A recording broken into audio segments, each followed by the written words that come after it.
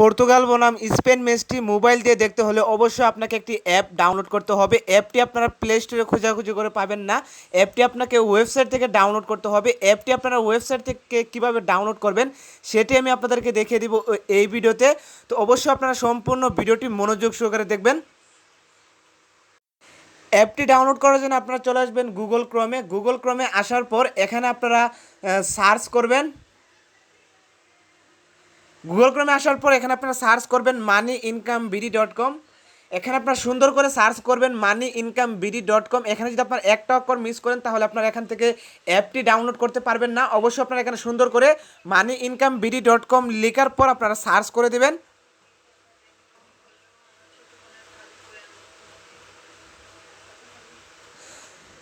moneyincomeBD.com search করার পর ফার্স্টে যে পোস্টটি চলে আসবে আর্জেন্টিনা ভার্সাস ইটালি, এই পোস্টটির উপর ক্লিক করে দিবেন।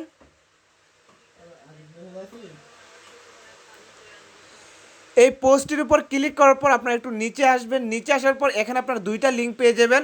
এই লিঙ্কের উপর থেকে দুইটা অ্যাপস ডাউনলোড করে নেবেন। আপনারা যদি ফার্স্টে ক্লিক করেন তাহলে এই অ্যাপের মাধ্যমে পর্তুগাল বনাম স্পেনের ম্যাচটি আপনারা সহজভাবে দেখতে পারবেন। এবং প্রথম লিঙ্কে যদি আপনারা ম্যাচটি খুঁজে না পান তাহলে দ্বিতীয় লিঙ্ক থেকে অ্যাপটি ডাউনলোড করে নেবেন। এখান থেকে আপনারা 100% ম্যাচটা পেয়ে যাবেন, স্পেন বনাম পর্তুগালের ম্যাচটি।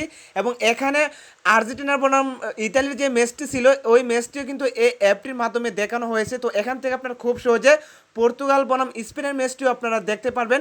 এবং আমি যেভাবে আপনাদেরকে দেখিয়ে দিয়েছি ওইভাবে আপনারা সেমভাবে এখানে ওয়েবসাইটটিতে আসবেন। আসার পর এখান থেকে আপনার অ্যাপটি ডাউনলোড করে নেবেন।